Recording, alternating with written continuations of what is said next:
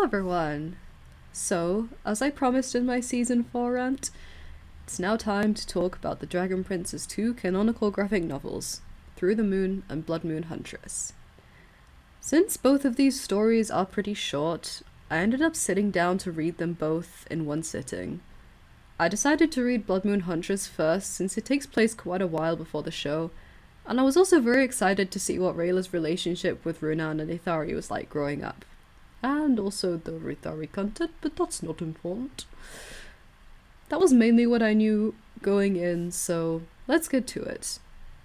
So Blood Moon Huntress begins with Rayla's parents leaving to join the Dragon Guard, something which Rayla is understandably not happy about. It was so endearing to see Runan and Ruthari getting their heads around the whole "we have a kid now" thing, especially with Ruthari. Young Rayla is absolutely adorable, and I love her so much. And I love that she has a little Adorabear friend that she carries around with her. That's just so sweet. I also love how this story sheds so much light on her abandonment issues.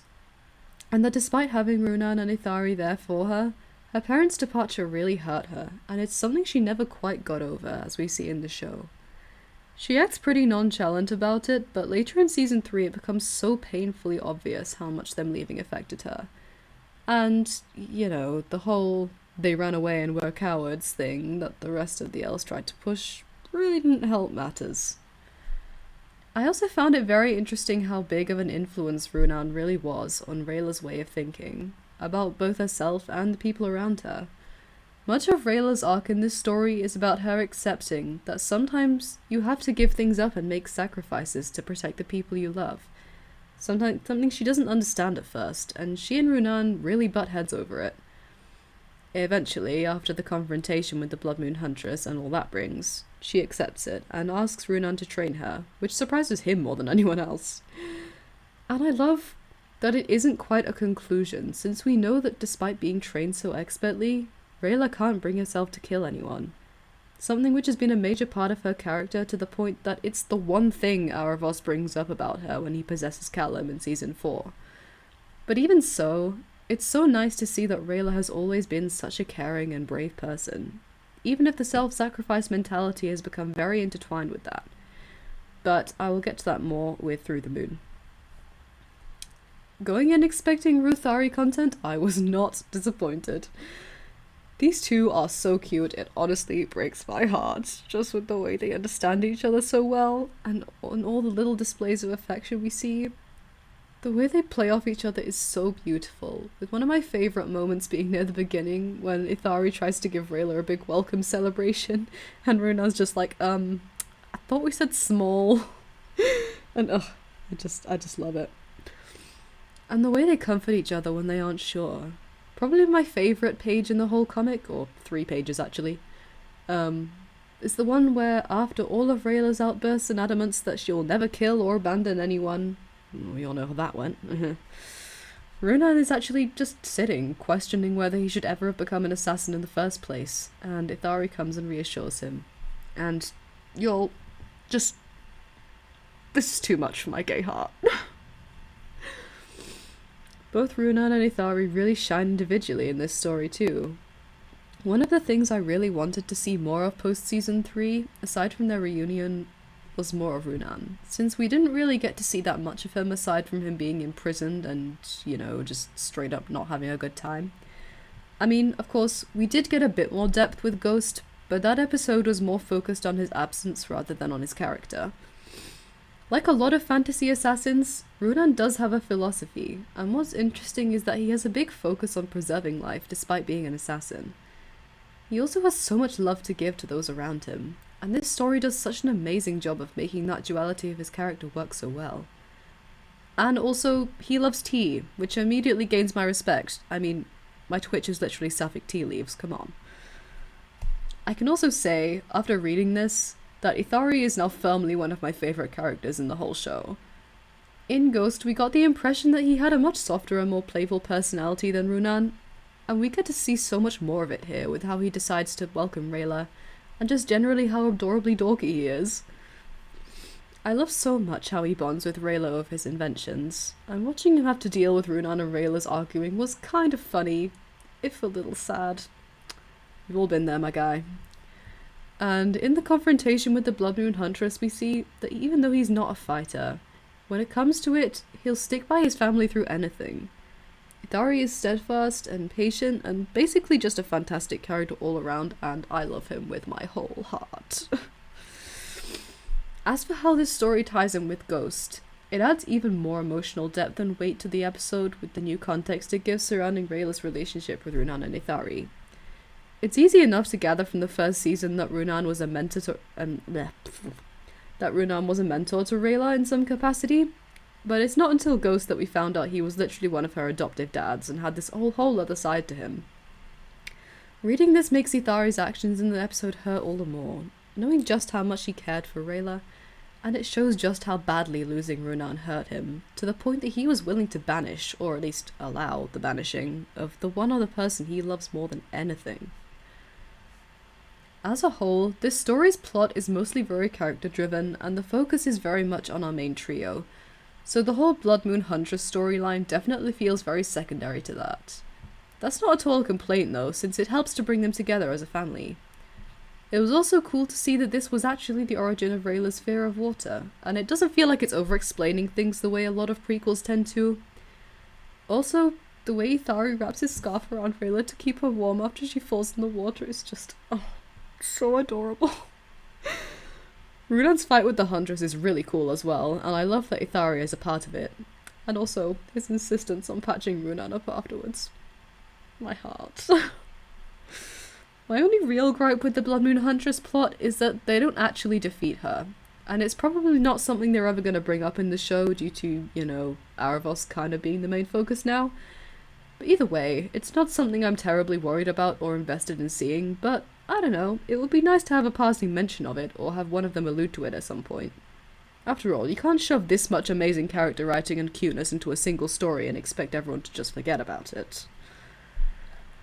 Well, and speaking of things the show forgot about, let's talk about Through the Moon.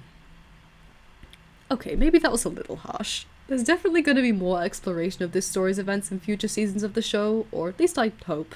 And the main takeaway is that Rayla left to hunt Viren down, which of course they handled pretty well generally. I have already given my thoughts on this handling in season 4, so I'm not going to go into that here, but instead I'm going to talk about the character writing and motivation, since that's definitely the main focus of this story. From the get-go, Through the Moon goes quite in depth into Rayla's psyche and why she does what she does, which is amazing since it's also pretty short. We see from her nightmares just how much Viren's death still haunts her, along with not knowing what happened to her parents and Runan, and also how terrified she is of losing Callum. This then goes into her conversation with Callum about moving on, and how she just can't do that without closure. Callum isn't entirely understanding, and this is something they parallel beautifully in the beginning of season 4. That it's been 2 years, and he still can't move on from Rayla because he doesn't know what happened to her. So anyway, they all head to the Moon Nexus to both revive Fifi, and just generally get some rest, and Soren goes with them. They discover that they can use the ancient Nexus portal to visit a world between life and death, but they aren't sure if it's a good idea, and Lujane forbids them from doing it anyhow. In another conversation with Rayla, Callum shows that he hasn't really moved on from Harrow's death either, given that Runan killed him. I really hope that this is something they address in season 5, and it's one of the beautiful things about the Dragon Prince as a whole, I think. Nothing about the human-Zadian conflict is black and white, given the history of wrongs on both sides, and this just goes to show how the violence between the two has become a bitter and unending cycle over the centuries. And while season 3 saw a tenuous end to that cycle on a large scale, there is still so much hurt on a personal level with many of the characters that has no real right answer as to how it should be resolved. So yeah, aside from his reunion with Ruthari, this is another huge reason why I want to see Runan again. Later on, Rayla goes to talk with Soren, and I think this scene is very underrated, because it does dive into Soren's trauma too, and follows on really nicely from his season 3 arc. Leaving his abusive father has clearly had consequences, especially with Claudia's fake-outs, and he's carrying around a lot of guilt and baggage for A, not being able to convince Claudia to leave with him, and B, shattering their relationship when he killed fake Viren. This is something I really wish we got more of in season 4, but alas, we only got his reaction to Viren being alive, and as visceral and heartbreaking as it was, literally nothing beyond that. The next big plot point is when they open the Nexus portal and Rayla goes into the world between life and death.